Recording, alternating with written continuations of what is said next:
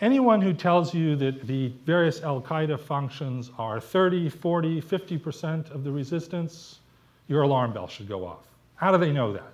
Just like anyone who tells you there are 5,000 al-Qaeda fighters in Iraq, in Syria, your alarm bell should go off. How do they know things like that?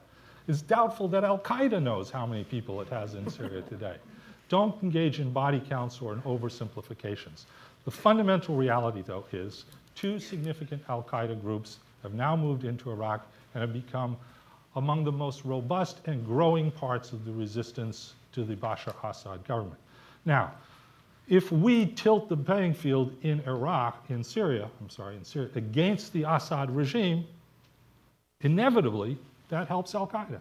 There is no way we cannot help al-Qaeda the more we, quote, degrade the Syrian regime and its military capabilities. We can probably offset that tilt in favor of al-Qaeda to a certain degree, and I've written about some ways we can mitigate the impact, but we should have no illusions that at the end of the day, the more we weaken, or as The Economist says, hit him hard, Bashar Assad, we're going to end up having a bigger al-Qaeda problem in the future. Now, if you have a strategy that says, okay, we're willing to take that risk up front now because we're pretty confident we know how we're going to get to the end, that's one thing.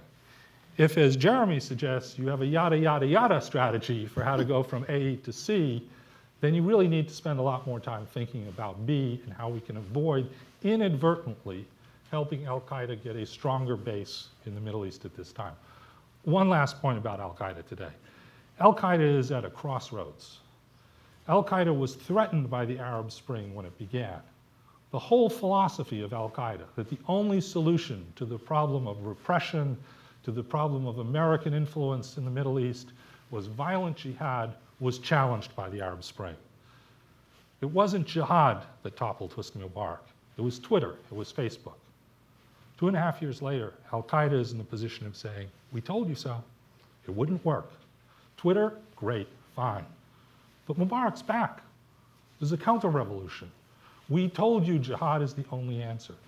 What this president does about the problem of al-Qaeda, not just in Syria, but in the entire region right now, will determine the vector and importance of al-Qaeda for the next decade. We are at a crucial crossing point, not just with regards to Syria, but with al-Qaeda in the broader Middle East, the Arab world, and the Islamic world as a whole.